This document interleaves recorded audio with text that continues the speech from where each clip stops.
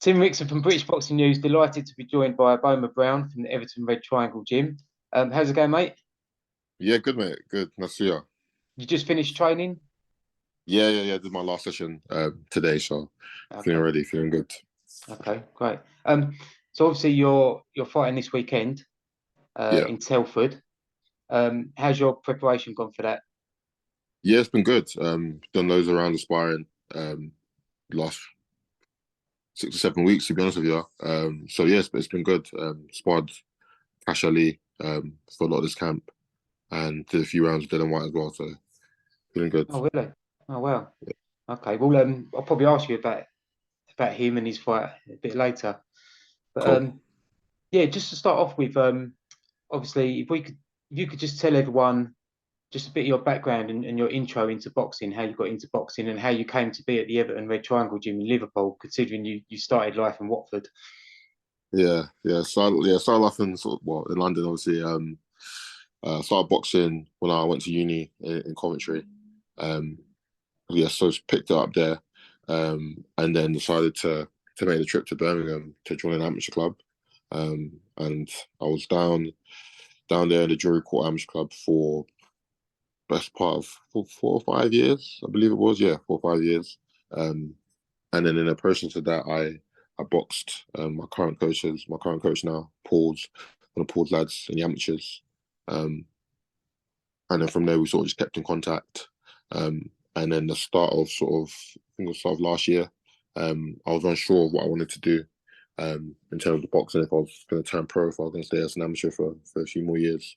Um, I spoke to Paul, and he said to come to the gym and see sort of how I found it and stuff like that. And from there, yeah, I just loved it straight away and been working together since. You're quite surprised because Paul's got all these lower weights, super bantams and feathers, and then Yeah, obviously, when you see those photos of all you guys in the gym, no, yeah, everyone's on one no, level, and then you're on another level. yeah, I know, So I know, um, yeah. he obviously has to train you completely different to the rest of the guys. Yeah, I guess so to an extent. But at the same time, it's sort of good to be around those guys as well because they obviously work at such an intense pace. I have to try and keep up with them, and I like it like that. Do you know what I Yeah, mean? I think it's good. I don't think I should use the excuse just because I'm big or just because I'm not there a similar weight. I shouldn't try and work just as hard as they are. Do you know what I mean? So yeah. it's good. And you all in that gym every single day? Yeah, every single day, Monday to Friday. Yeah, okay. And what is there at the moment? About six active pros at the Uh, moment?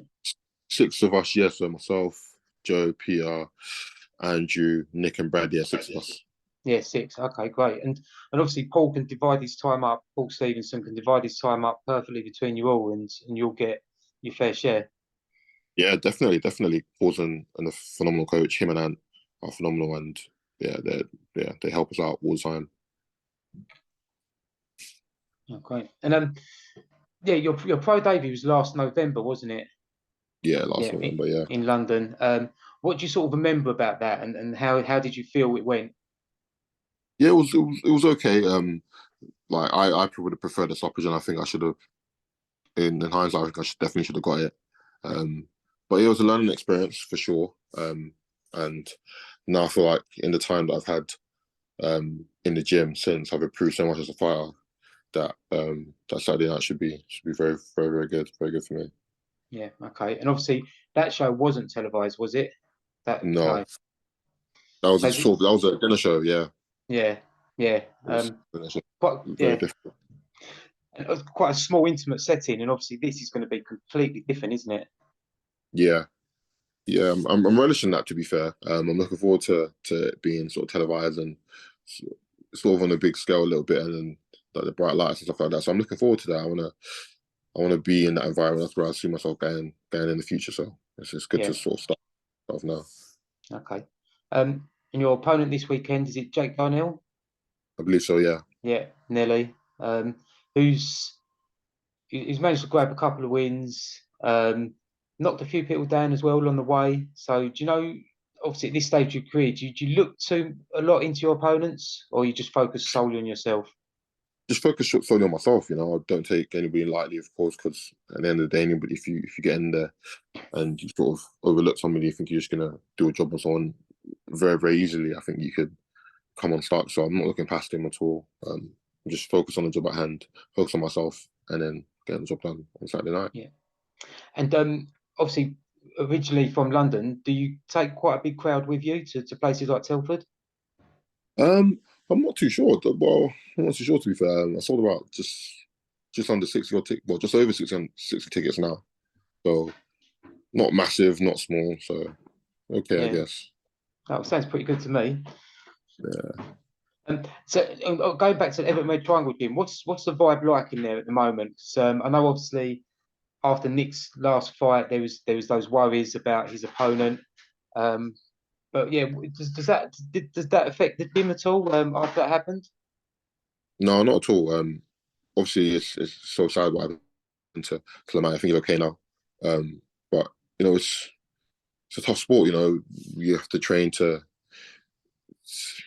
be the best that we can be. Do you know what I mean? And at the same time, we have no sort of doubts that like things can go south, or sorry, things can go bad. You know, when you're in there. So I think for us, yeah, it just doesn't. I don't think it affects the way we train or the way we view boxing at all. I think it's just continue on and just because at the same time it could happen to us, so we have to be ready. So Yeah, no, I don't think completely. it's Yeah, really affected him at all now. yeah. Well, I understand Lou Martin is back home in South Africa now, and Yeah, I think it was almost not a good advertisement, but the way that they handled it all with that golden hour by recognising, getting him to hospital, and doing everything so quickly. I think it was it was all done very well and very professionally. So yeah, yeah. It so did seem because that way. It seemed like, yeah, he had yeah, the best sort of yeah. going And for him. was you there that night? No, I wasn't there that night. Unfortunately, I was watching it from home. Yeah. Um. Yeah. So obviously your fight this weekend, second outing. What sort of feelings, especially obviously the big crowd and the cameras. Um, what sort of feelings are different approaching this second fight of your career than it was to your professional debut? Um, I'd say just more time in the gym, definitely. Before my pro debut, I think I'd only been in gym pool for about 10 weeks or so. Not if not less. I was full time from September, boxing November. So yeah, not too long, about 8 weeks. Um, so this time I've had more time in the gym, more rounds of sparring, just acclimatize myself more to training and stuff like that. So going into it, I'm just supremely confident. You know what I mean? So yeah, definitely, yeah, just more time in the gym with Paul. Has helped so much. It Yeah, brought me on. I can see already in my sparring and just overall work in the gym that I've come on a lot and will continue to come on in even after this fight. yeah. And you mentioned earlier that you've been sparring with Cashley and Yeah, with Dillian Whyte for yeah. this fight. So Dillian Whyte, obviously, there's a lot of focus on him at the moment, and his next fight with Anthony Joshua in August. Um, what was he like to spar against? Yeah, it was decent. Yeah, it was decent. Nice guy. Um, yeah, he's a good fighter. You can see why he's one of the top 10 heavyweights in the world right now. He's good defensively. You can bang as well. So yeah, he's a good fighter. Yeah, and how do you see that fight going, the rematch with Joshua? You never know. I feel like you never really know in the heavyweight division where like who can sort of only takes one punch, doesn't it? At the end of the day, so you never know. But I think it'll be a good fight. I think I've won it. I wouldn't be surprised if Dylan won. You know what I mean? Wouldn't be surprised Yeah. if Dylan won. So yeah, I always sit on the fence when it comes to fights, so I'm not too sure. I don't know. I wrote a preview about it the other day, and I said that the first fight when I watched it back, it was so wild, and I think the second fight is probably going to be the exact opposite. Yeah, yeah, that's true. I think they've both come on in terms of their boxing as well. I think they both can actually box. Well, they both could box anyway, but I think they're both better skilled boxers now than they were in the in the first fight. So it could be maybe more of a chess game than Yeah. obviously than the first one was.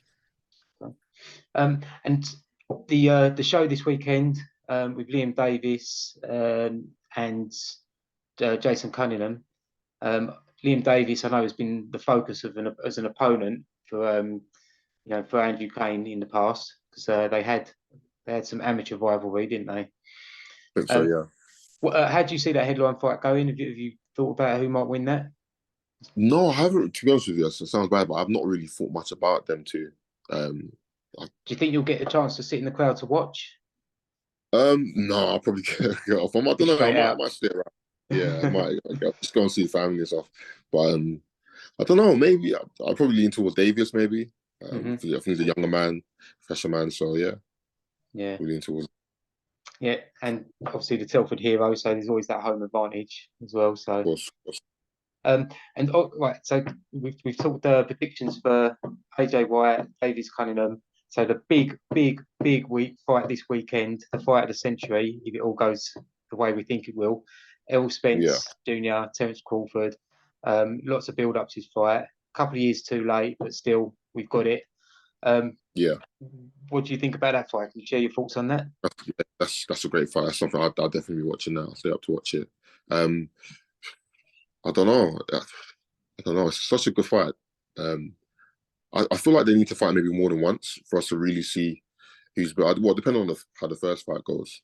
But I'd like to see it personally, hopefully more than once. But I'd probably lean towards Crawford. Okay, so you're same as me. Yeah, I think I lean towards. I think he just maybe has a few too many tools in his toolbox. Yeah. He always sort of adapts. So I think he might just adapt to what Spence does. But at the same time, I don't think it'll be like. I don't think he'll win by a wide margin. I think it'll still be quite close. Yeah. I think we probably pretty much exactly on the same page there. Yeah. And I actually did say the exact same thing about he's probably got more tools in his toolbox, word for word. Okay. Well, yeah. Thanks for joining us, and best of luck for this weekend. Thank you. I guess you're feeling pretty excited to get in there. Yeah. I can't wait. Honestly, I feel like I remember when it was like 4 weeks away, and I was thinking, I just want it to be here. Even now, like I just want it to be tomorrow, but it's still a couple of days away. So I'm looking forward to it. I'm looking forward to just showcasing what I can do, what I've done in the gym for the last few months as well. So should be a good night. Yeah, we sound really confident and really composed as well. So I think when you're those two things, you can really let your boxing go. Definitely. Yeah. One last thing that I weren't sure about asking you. Right. The Arsenal away kit. Do you like it? Or do you think it's a rascal kit like the rest of us? I absolutely hate it. Like, do you? Oh man. To be fair, I watched them playing it against United, and it didn't look as bad. It still looked bad, but it didn't sort of look as bad. But I just can't believe it because since Adidas has taken over from Puma, their kits have been nice. Yeah. So I don't know what they were thinking with this one. I don't know what they were thinking. Someone compared it to like a burnt banana, or like a banana that's gone bad. Yeah, it's awful. I mean, when I saw, because it obviously gets leaked a little bit on Twitter, and I said to myself, surely that's not the kit. Surely they wouldn't do that. But lo and behold. Yeah. So you're not going to buy it then? No chance. I'm not wearing that to the ring on Saturday. Oh, no way. No way. Yeah, thanks again for joining us, Boma, and all the very best for this weekend. Okay, thank you, mate. Thank you. Cheers, mate. Take care. Take care.